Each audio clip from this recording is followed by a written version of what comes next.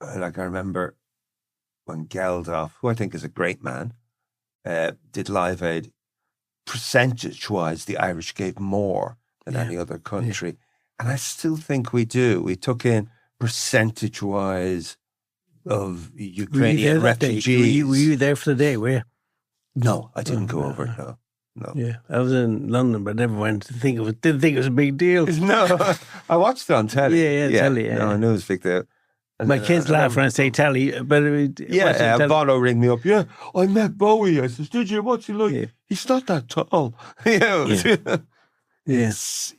I actually thought that himself had lost the plot when he went into the crowd, and turned out to be the epic moment which changed a lot of things. When he sang Bad and went there and just... they call us breaking the fourth wall. Yeah, it's amazing. At the time, saying, what the hell? But it's funny, isn't it? Yeah. What music do you listen to, Gav? What songs are your favourites? Something that... Well, I listen to a lot of music. Yeah. And I sort of want to know what's going on. Yeah. So, and I talked earlier about Irish music and all of that. So I try to keep up. But what I tend to do now is simpler things or more complex things.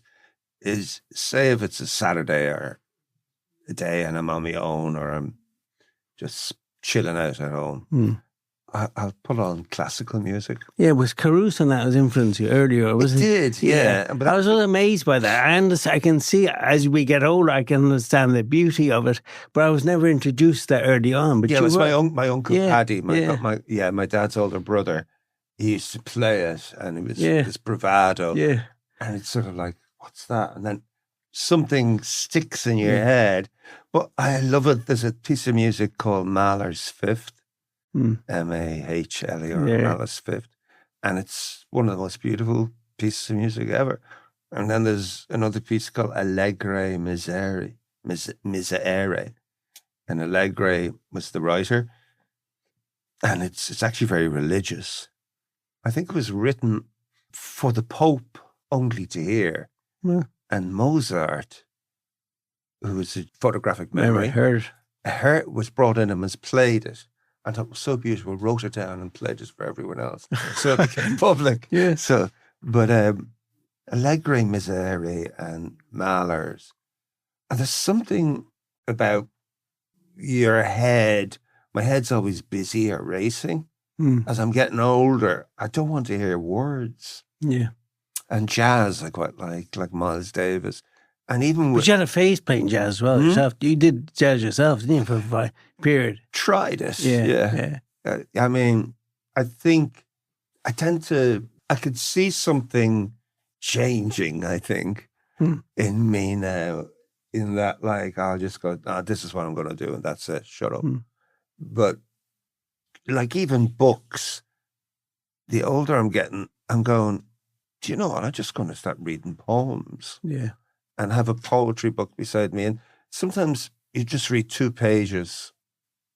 And a poem takes ages to digest. And then you're walking the dog and you go, oh, is that what that's about? Yeah. And it's like less is more. Or sometimes you can OD on information.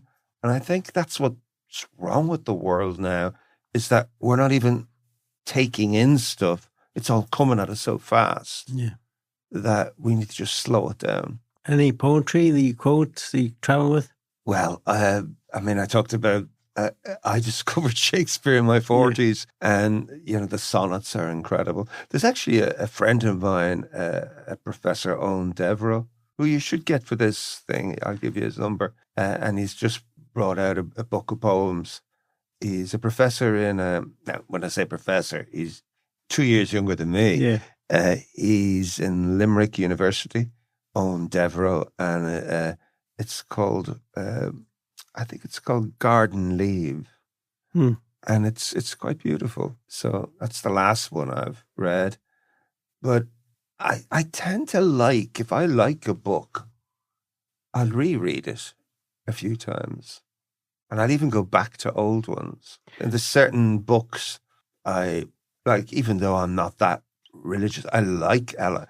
I tend to, if I improvise, when you're making music, if you're another, you tend to jam and improvise, and it's usually Shakespeare or the Bible you pull from. You know? I mean, the title of track of my album, Ecce Homo, is a biblical reference. Yeah. And Fight Fire with Fire is a Shakespearean reference. But they just sort of come in. So, are you looking back at your life, going 67 like myself? Are you amazed when you look back? Are you surprised, or is taking nothing out of you? Is it not the road you expected to travel, or was it? I decided to travel it. Yeah. I think when I was around 35, 40, because that's when sort of things, my contract with Island Records ended, my marriage ended, and I went to therapy, and I decided I wanted to do music. So it was a road, an accidental road I jumped on that I made a good career of. I'm pretty hard on myself. Yeah. Yeah.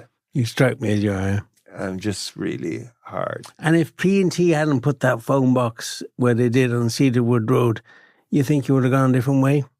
Or is this happenstance that you meet people at a certain point? Which, I think there was always art in me in some way. I always drew. I was attracted to that. I think something would have happened. Anyway. Yeah, I think so.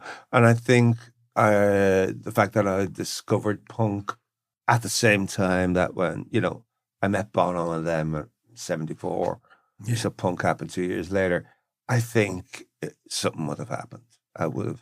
And you're still at it now with a tone list, aren't you? I am. And that's jazz and punk. That's pretty heavy.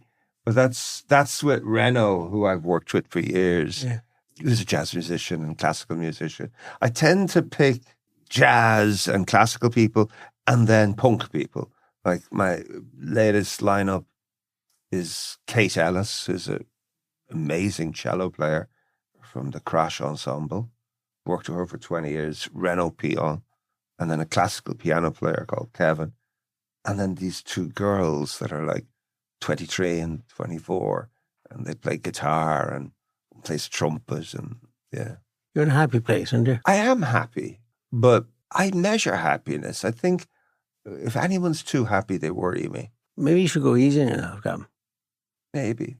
I'm very distressed by the world at the moment. I'm not happy.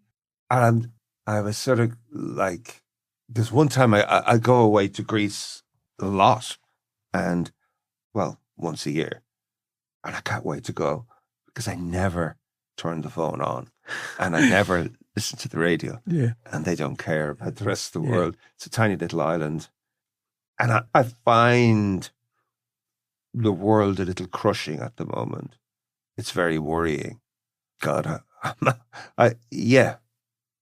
I'm worried for the world. I've never seen the world this distraught, and I'm 67. And not yet, nearly. Yeah. Another 6 months or 5 months. No, really. It's distressing. It's very distressing. And I feel things heavily as a person. It comes across. But you're naturally optimist? Yes. Okay. A pessimistic optimist. I have to go, look at that shit. That has to get out of the way before we go to that light. Yeah. So I'm a pessimist. I see all the problems, but at the end of the day, so I don't think the world is going to end. I think the world is going to change. Yeah. It has to change. I think, everyone can blame capitalism and this and that. I think human beings are faulty. Human beings are greedy. Human beings are insecure.